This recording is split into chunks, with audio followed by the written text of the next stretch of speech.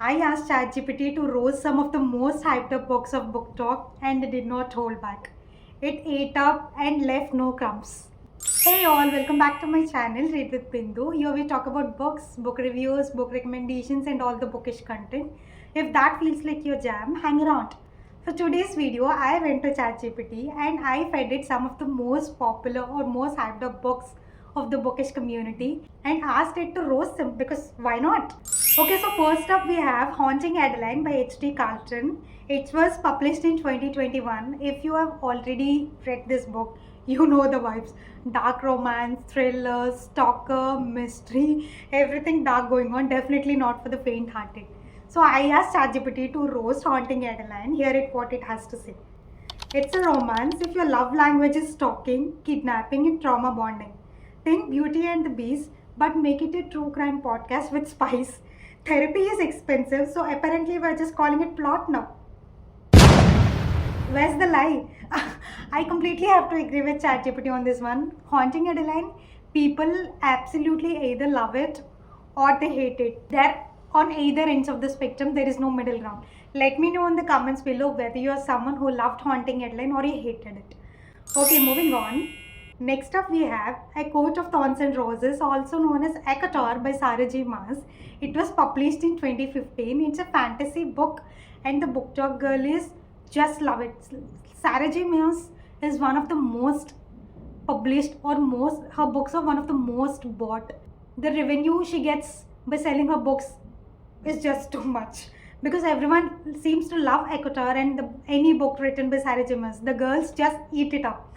So you know the vibes of this book: fairyland, men, fae men, hot men, tall men, and fairy princesses. I'm just kidding. You know how badass our female main characters are in this all fantasy books. They are literal queens. Let's see what ChatGPT has to say about ACOTAR. Fairyland politics, magical wars, and enough romantic drama to fuel 12 seasons of reality TV. Every male fae is 6'5", brooding, and allergic to shirts. It's basically a Tumblr post that got drunk and published itself. I'm not saying it, ChatGPT has said it. But again, why is every fae man so tall, 6'5", 6'10", and just brooding? Literally, they have this entire sad kind of expression on their face all the time, and they're so hot, they're so tall, and they're just shirtless. Why don't they own a shirt? Let me know in the comment section what are your thoughts on ACOTAR.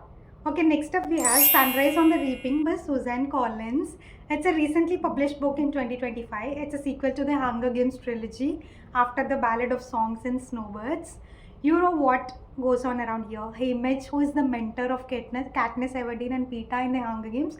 This book basically revolves around Haymitch and his Hunger Games when he was the participant in the games. I read this book and it shattered me. Let's see what ChatGPT has to say. We asked for closure and Suzanne gave us another trauma prequel with bonus PTSD. Young Haymitch, witty, broken and now starring in his own grief special. May the odds be ever in your favor, but only if you liked recycled pain in sepia tone. Peak dystopia, zero healing, 10 by 10, still gonna recommend. I love this book. It shattered my heart, I'm still gonna recommend it. Quick question, if you were in the participant in the Hunger Games, do you think you would have survived it? Question for your brain. Okay, next up we have The Love Hypothesis by Ali Hazelwood. It was again published in 2021. Okay, you know our queen Ali Hazelwood. She is the literal queen of STEM literature. She writes about this people in STEM, especially women in STEM, in the world that we are living in where women in STEM are looked down upon. She just writes their experiences in such a beautiful and realistic way. This Love Hypothesis is a rom-com which involves fake dating between Olive and which is the female main character, and the male main character who is Adam Carlson. The girl is just love him so much. Let's see what ChatGPT has to say. STEM girl fake dates grumpy professor because why have boundaries when you have banter? It's fan fiction with a PhD and the emotional depth of a lab report. This romance is so predictable, even the pipette saw it coming. ChatGPT made a chemistry joke. Did you get it? Even the pipette saw it coming. Oh my god. I will never look at the lab coat same again. And again, this is literally a Star Wars fan fiction. Literally, I'm not even kidding. Kylo Ren fan fiction. Based on that, the love hypothesis is written. Okay, next up we have Verity by Colleen Hoover. Again, one of the most controversial authors. Either people love Colleen Hoover's work or they just hate it. I will leave it up to you what you feel about her. This Verity is published in 2018. I read this book a few years ago and it altered my brain chemistry. I was like, what the frick did I just read? I will not look at authors the same again after reading this book. ChatGPT roasted this book like anything.